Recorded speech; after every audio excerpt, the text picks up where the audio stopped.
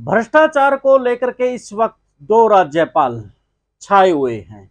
एक को जनता की सहानुभूति है तो दूसरे के ऊपर आरोप लग रहे हैं कि वो भ्रष्टाचार को बढ़ावा दे रहा है। दोनों एक ही वर्ग से आते हैं, दोनों एक ही पार्टी के नीचे काम करने वाले राज्यपाल हैं। तो ऐसे में जिस प्रकार से अब दूसरे राज्यपाल पर आरोप लग रहे हैं, उसके बाद आर्य समाज पर भी सवाल खड़े हो रहे हैं, क्योंकि आर्य समाज स्वामी दयानंद द्वारा बनाई गई वो संस्था है जिसको लेकर के पूरे देश में एक ऐसा आवरण है, यानी कि आर्य समाज का एक पॉजिटिव श्रेष्ठ लोग में गिनती की जाती थी। लेकिन अब जिस प्रकार से राजनीति का एक अखाड़ा आर्य समाज को बना दिया गया है, जिस प्रकार से उसको इस्तेमाल अब किया जा रहा है, उसके बाद अब कहीं ना कहीं आर्य समाज पर भी सवाल खड़े हो गए हैं। वो दोनों राज्यपाल, यानी कि एक तरफ सत्यपाल मलिक तो दूसरी तरफ आचार्य देवव्रत।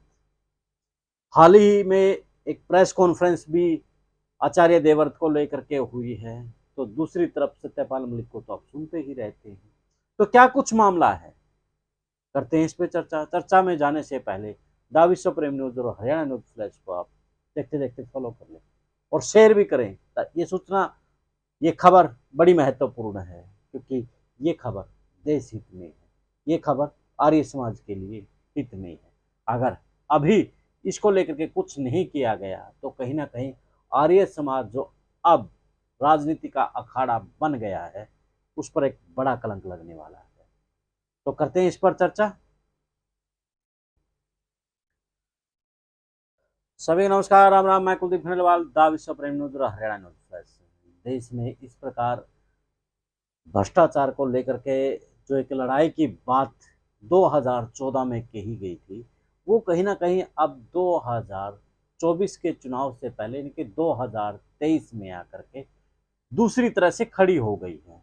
जिस प्रकार से सत्यपाल मलिक ने खुलासे किए कि देश के अंदर किस प्रकार से भ्रष्टाचार हो रही है, तो दूसरी तरफ अब आचार्य देवव्रत पर भी यही आरोप लगने शुरू हो गए हैं।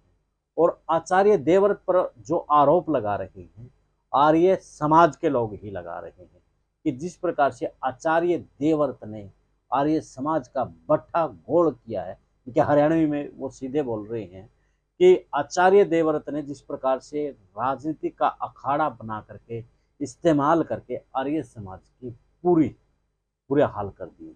ये मैं नहीं, बल्कि आचार्य योगेंद्र कह रहे हैं। और आचार्य योगेंद्र ने सीधे तौर पर यही कहा है कि जब से आचार्य देवव्रत बने हैं, जो मेंबर थे, जो काम करने वाले लोग थे, उनको बाहर कर दिया गया है ताकि राजनीति का अखाड़ा बनाया जा सके, कोई उसका विरोध ना कर सके, जो आर्य समाज की संस्थाएं हैं उस पर कब्जा हो सके। तो जो आचार्य देवव्रत ने आरोप लगाए हैं वो भी हम सुनाएंगे, लेकिन अब उन्होंने ये कहा है कि लगभग 1088 वोट काट दिए गए हैं जो आर्य समाज के लिए। वो इसलिए काटे गए हैं क्योंकि वो अपनी खुद की चला सके, वो अपने खुद के प्रधान खड़े कर सके।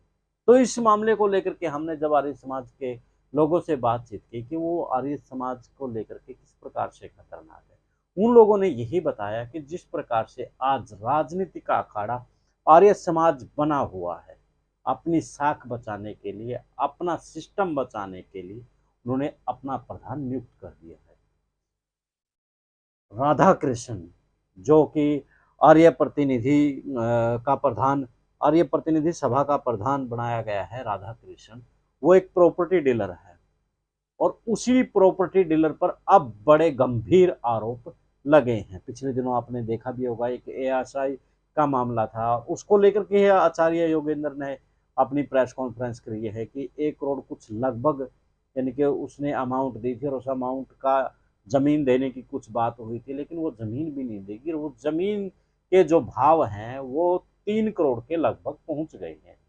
तो ऐसे प्रॉपर्टी डीलर को आर्य समाज में बिठा करके कहीं ना कहीं आर्य समाज को तहस नहस किया जा रहा है। हमने सरकार से भी गुहार लगाई, लेकिन सरकार में सुने कौन, क्योंकि वो सरकार में राज्यपाल है। आचार्य योगेंद्र यहाँ तक नहीं रुके और उन्होंने सीधे तौर पर आचार्य देवव्रत पर बहुत से खुलासे किए हैं। और एक जिस प्रकार से नरवाणा की संस्था आर्य समाज द्वारा आर्य स्कूल चलाया जा रहा था, उसको लेकर के हमने पहले भी बहुत बड़े खुलासे किए हैं। जो उसका प्रधान है उसको लेकर के भी अगर शहर में, अगर नरवाणा में भी उसके बारे में पूछा जाए तो आपको पता लग जाएगा कि उसकी कैसी छवि है। वो स्कूल आए दिनों किस प्रकार से अध्यापक बदले जा रहे हैं, आए दिनों अलग अलग टैक्स लगाए जा रहे हैं। इस नरवाणा के जो प्रधान है इसने तो साइकिल पर भी कर लगा दिया, जो कभी ब्रिटिश के समय में साइकिल पर टैक्स लगता था पिछले दिनों, अब हटा दिया होगा, कुछ कह नहीं सकता, लेकिन पहले पास करवाए थे। आए दिनों टीचर बदले जा रहे हैं। जिस आर्य समाज का स्कूल में यानी कि बड़े बड़े आईएएस आईपीएस निकले हैं, आज उसी स्कूल का इस क्या हाल बना रखा है।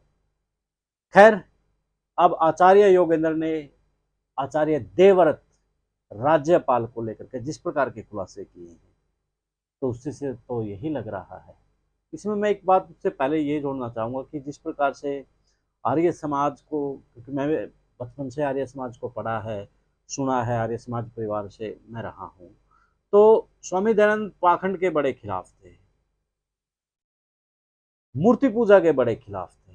आज जो मौजूदा सत्ता है वो पाखंडवाद को सबसे ज्यादा फैला रही है, तो सबसे ज्यादा जो प्राथमिकता है वो आचार्य देवव्रत की बनती है, क्योंकि आचार्य देवव्रत गुरुकुल में रहे हैं, आचार्य हैं, आर्य समाज से जुड़े हुए हैं। जिस प्रकार से स्वामी अग्निवेश ने, स्वामी अग्निवेश की तो ये ऋषि नहीं कर सकता, वैसे स्वामी अग्निवेश ने जिस प्रकार से पाखंड को लेकर के हर समय वो ना किसी की प्रवाह की ना कुछ, वो पाखंड को लेकर के आवाज उठाते थे। लेकिन कहीं ना कहीं आचार्य देवव्रत को अब यही कहा जा सकता है कि अब सत्ता की महत्वाकांक्षा के कारण से वो खामोश है। एक आधी बार सवाल उन्होंने सवाल उठाए, लेकिन जिस प्रकार से स्वामी अग्निवेश ने उठाया, स्वामी दयानंद का जो पताका था ओम का, और उन्होंने पाखंड का खिलाफ बोला था, लेकिन ये तो नहीं बोल रहा है।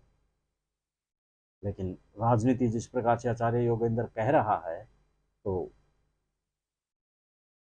खैर इस मामले में आप के भाई राय जरूर चाहेंगे कि जिस प्रकार से आरोप अब आर्य समाज को लेकर के आचार्य देवव्रत पर सीधे लग रहे हैं, तो ऐसे में आर्य समाज तो कुछ कदम नहीं, जो लोग उठा रहे हैं क्योंकि उनकी कोई सुन नहीं रहा है, तो ऐसे में उनको अब क्या करने की जरूरत, आप सलाह देंगे। आपकी राय द विश्व प्रेम के कमेंट्स बॉक्स में आप जरूर दीजिए। हरियाणा न्यूज फ्लैश दोनों का। अब मिलते हैं अगले एक वीडियो में, मुझे दें इजाज़त। जिंदाबाद।